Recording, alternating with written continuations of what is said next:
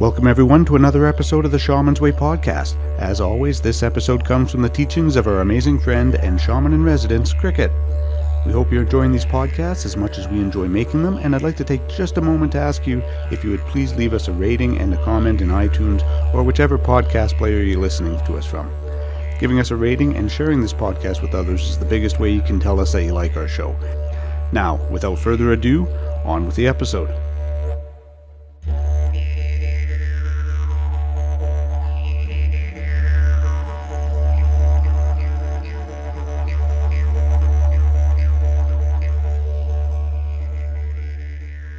Fear has caught me off guard in a very deliberate manner.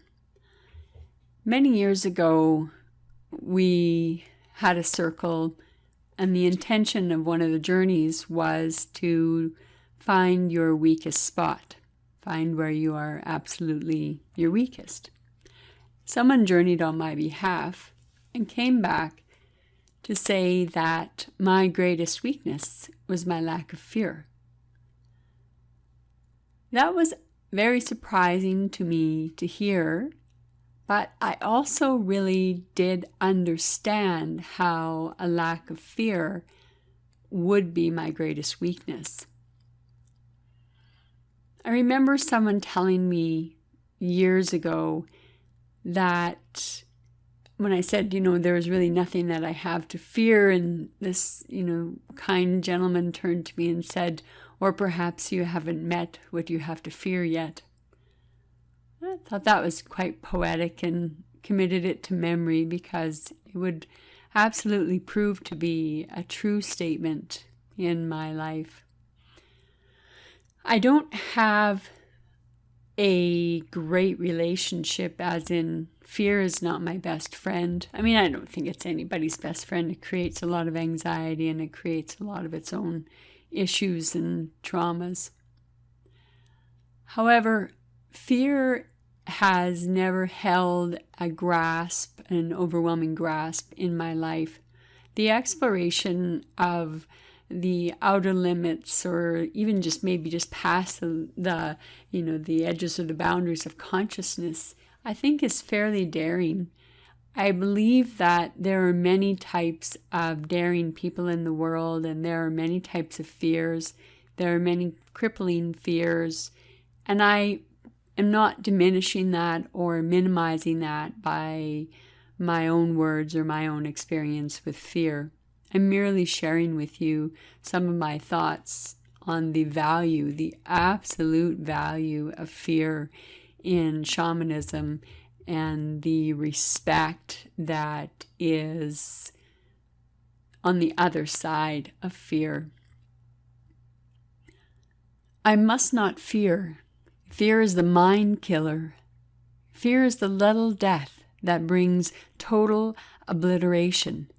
I will face my fear. I will permit it to pass over me and through me. And when it is gone past, I will turn the inner eye to see its path. Where the fear has gone, there will be nothing. Only I will remain. Frank Herbert, from one of my favorite books, Dune. Everyone has an angel, a guardian who watches over us. We can't know what form they'll take. One day, an old man. Next day, little girl. But don't let appearances fool you. They can be as fierce as any dragon. Yet they're not here to fight our battles, but to whisper from our heart, reminding that it's us, it's every one of us who holds power over the world we create, who honors those we love for the very life we live, who sends monsters to kill us and at the same time sings that we will never die, who teaches us what's real and how to laugh at lies, who decides why we live and what we'll die to defend, who chains us and who holds the key that can set us free. And finally, this question. The mystery of whose story will it be? Of who draws the curtain? Who is it that chooses our steps in the dance? Who drives us mad, lashes us with whips, and crowns us with victory when we survive the impossible? Who is it that does all of these things? Steve Shubaya's words. We know that fear works in tandem with reason. We understand that this prevents us also from seeing either the world or ourselves in a larger context. If you don't believe that, simply look around at people who have a noticeably narrow world view, or perhaps a little more narrow than you or I, and you will see or realize that they have a lot more to be afraid of in the world than perhaps you do.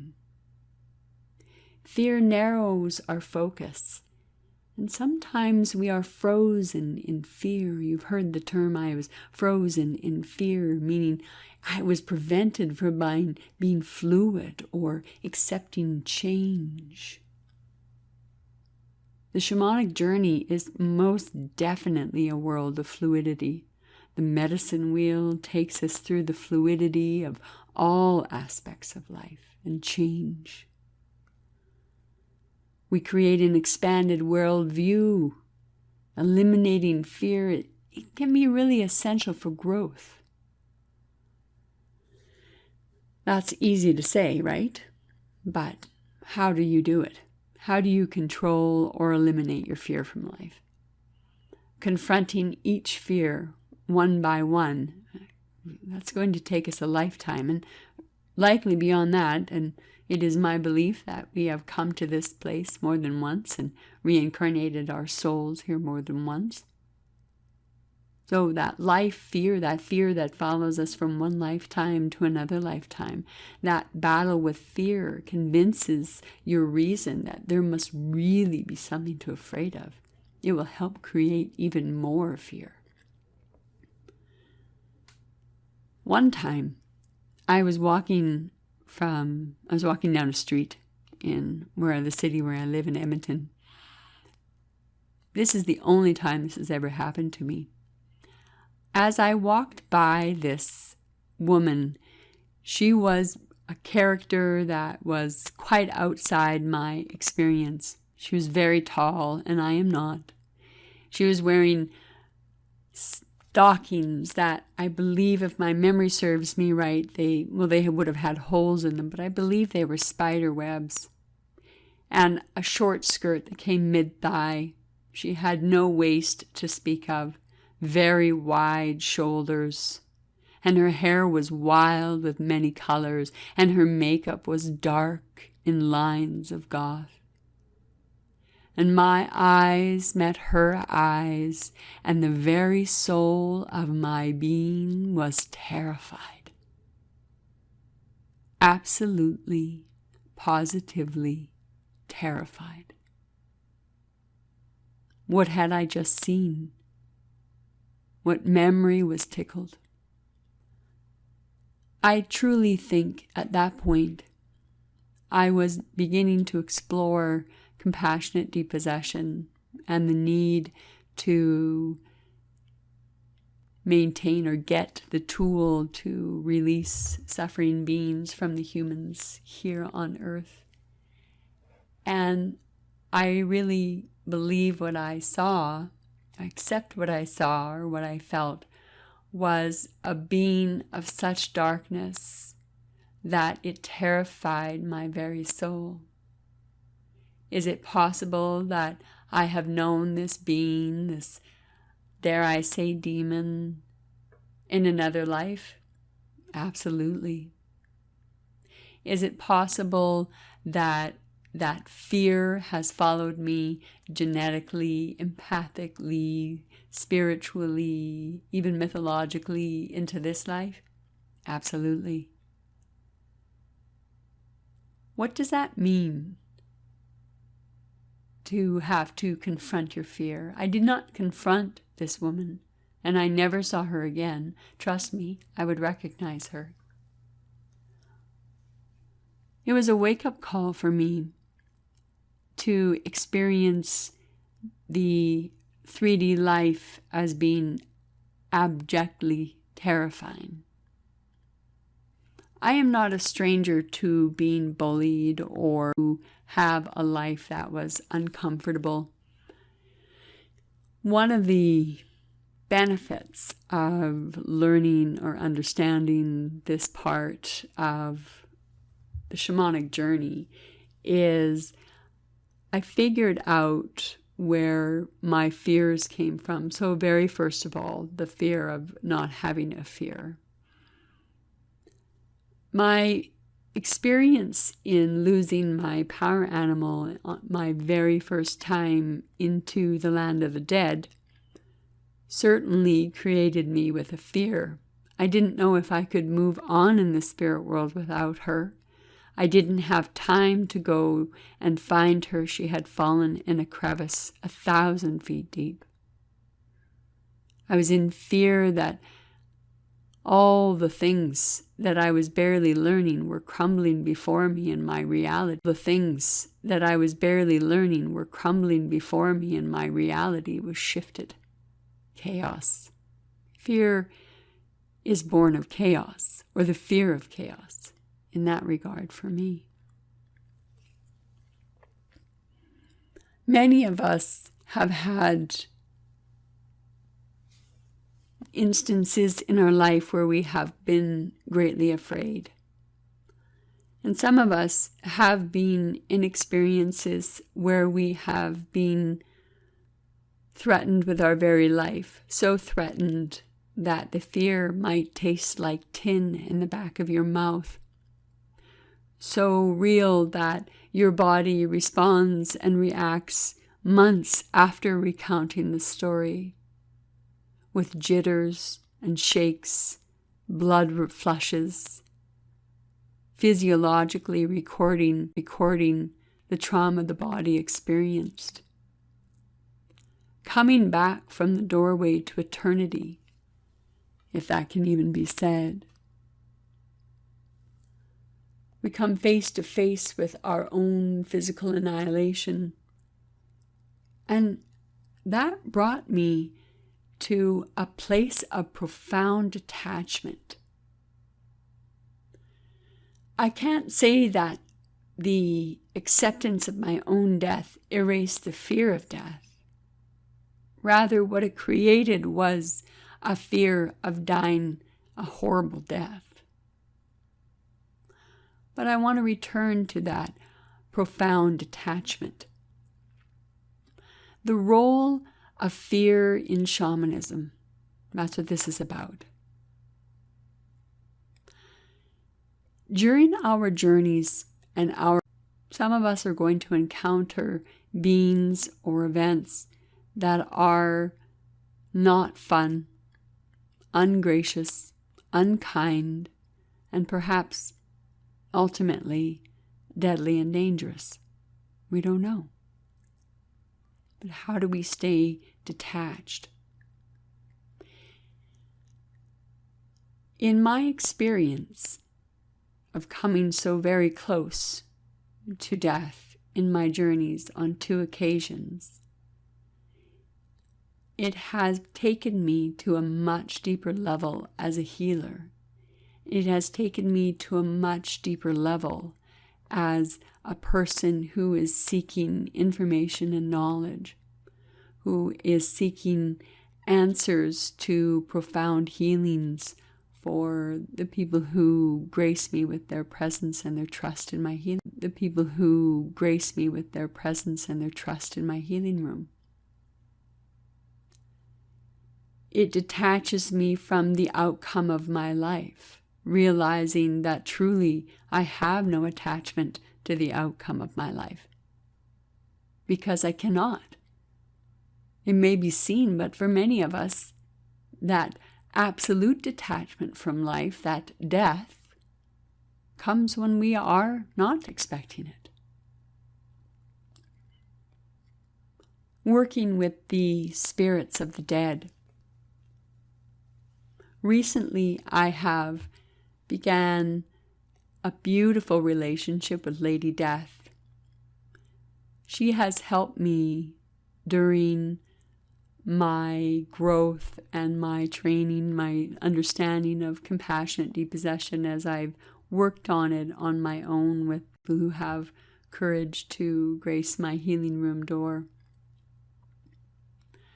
The relationship that I have with the suffering beings changes in that regard, because I have to view that being, that sense of self even, as unknown. Sometimes it doesn't know that it has changed forms. It has changed the way it looks. Detachment from the experience of death has actually grown in compassion. Accepting the frailty of my own life, access to the shock and detachment from the life that a suffering being has lost. I am forced with my heart, my mind, my nerve, and my sinew to pass the borders of my own spiritual endurance, beyond this world and into the unknown. The role of fear is knowing that at any moment it's going to go awry, so you best pay attention to what is in the here and what is in the now. If we don't have attention to the details of what goes on around us, we are susceptible to being blindsided. Fear is that energy of awareness, hyper-awareness. That has a grand effect on how you conduct yourself in the spirit world. If you have faced your death in an intimate level, you feel it close to your heart. And death has become a very good advisor for me. How does that help me as I move in relationship to individuals who come to me? Many of us have fears. Many of us have aspects of our personality that we would like to drop and we would like to heal.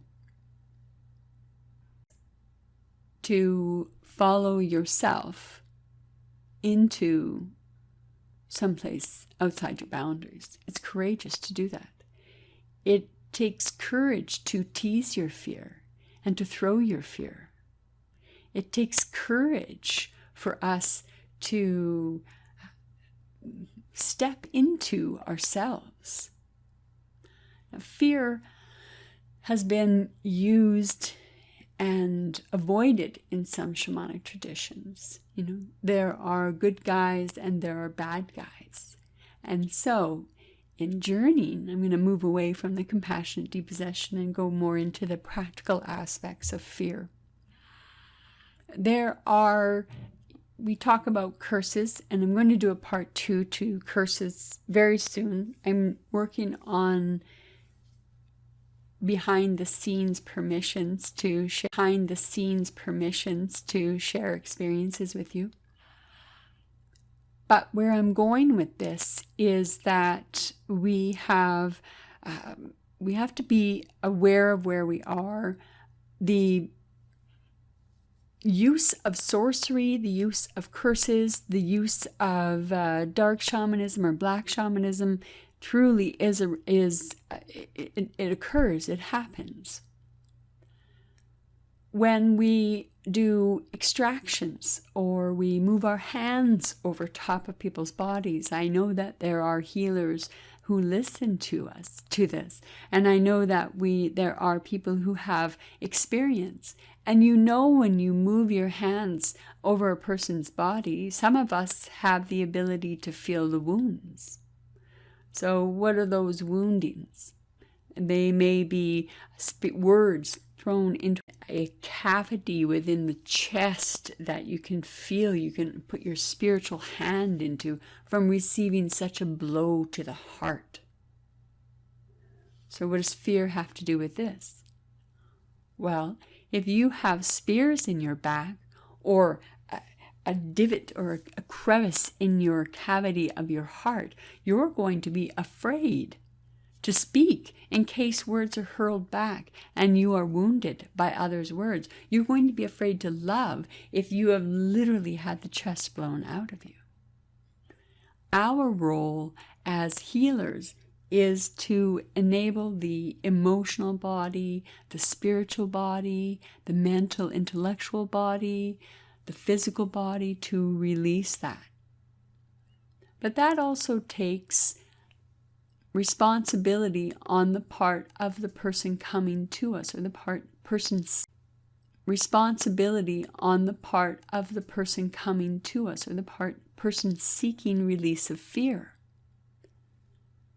Fear is a pattern and a habit, and it can be passed down from generation to generation to generation. We have mental patterns that have been established within us for generations, family members, your own life, maybe even only the last year.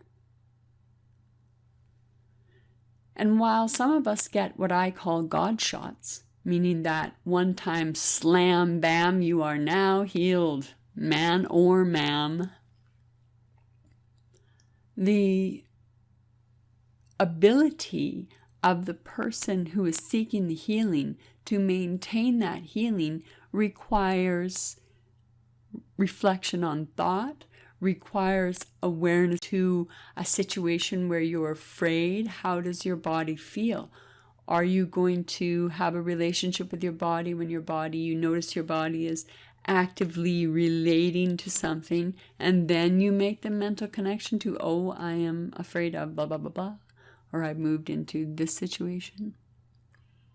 So fear is an energy, it is a teacher, it is a destroyer, it is a creator. It allows us to move into realms of ourself that perhaps we couldn't have got to before.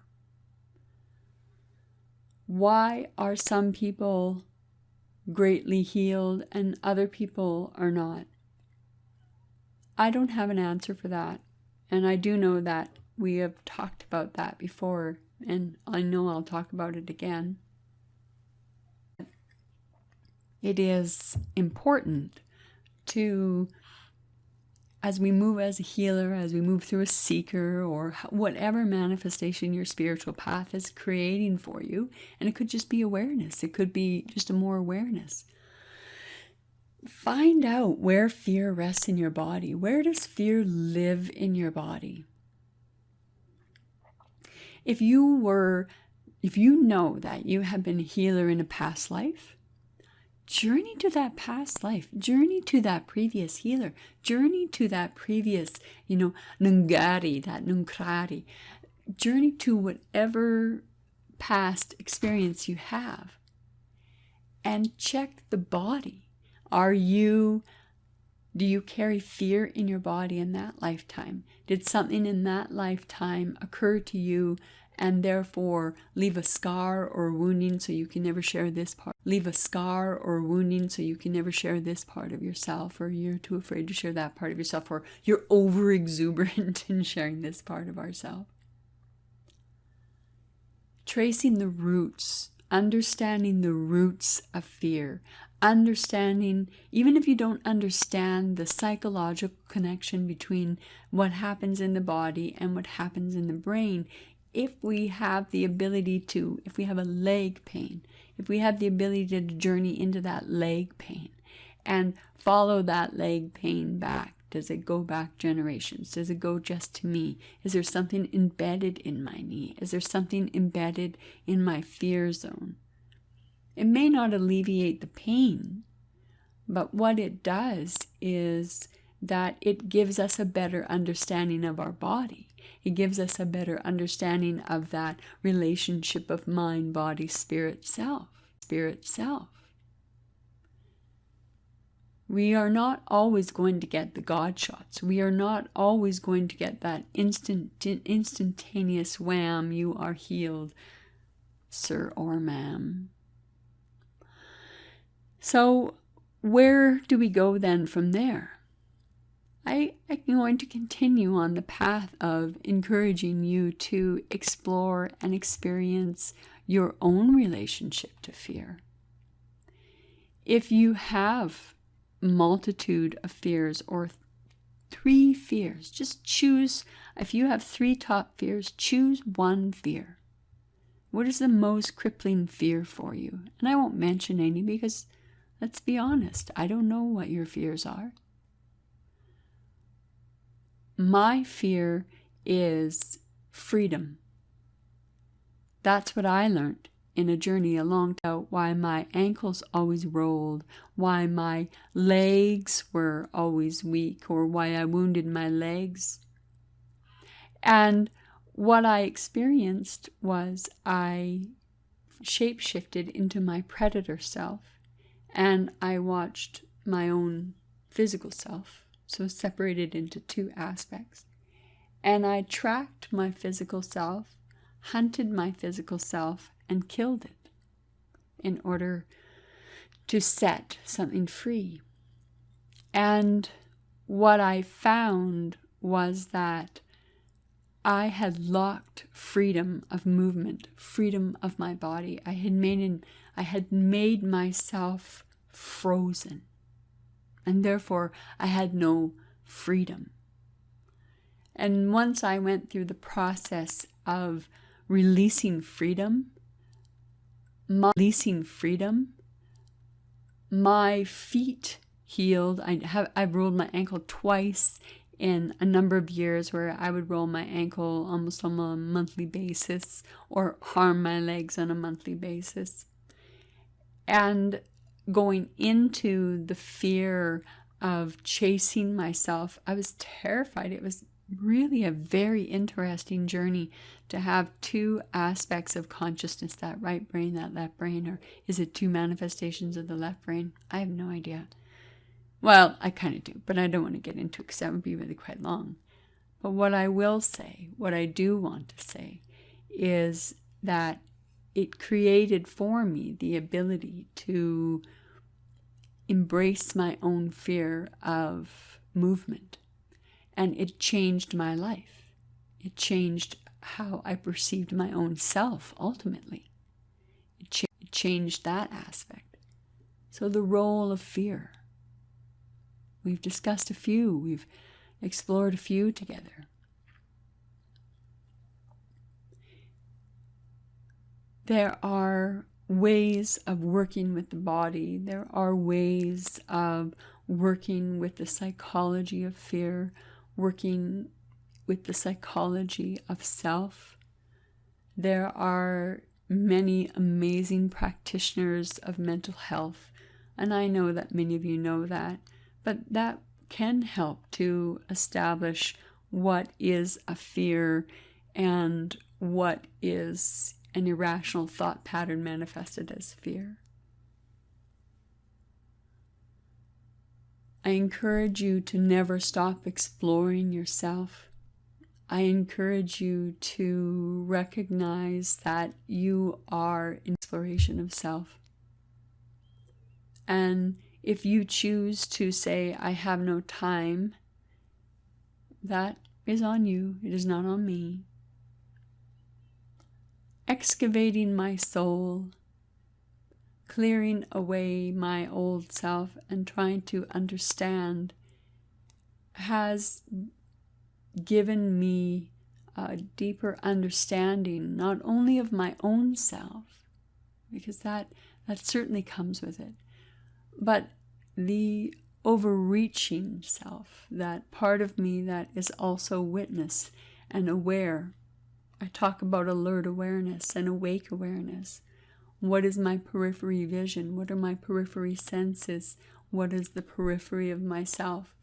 The more I become in relationship with my own self, the more I can recognize relationship with the world around me. The less centered my inward eye is on self, the more luxuriant, velvet, incredibly intense world that I live in, that we all live in. There are many things in the world to be afraid of, and our culture begs you to line up like for their bottom basement prices on the latest fear they'll sell you.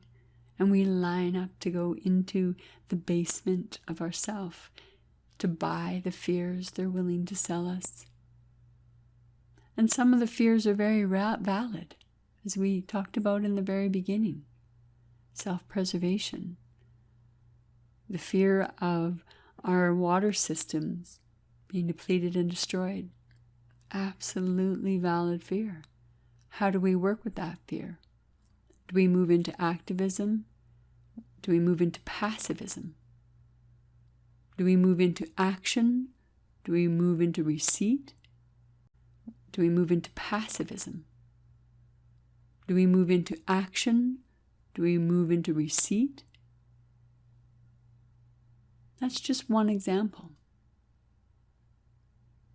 There are many things in the world that are going awry. Chaos is around us. We are in a place of great change and in a time of great change. What does it mean? I wish I knew all of it, but I don't. But I'll be back in 2 weeks and I'll share some more thoughts with you. And I look forward to your comments. And I look forward to hearing what your thoughts are, if you feel that you'd like to share them. I wish you a fond whatever it is, and I'll see you back here, hopefully, in 2 weeks.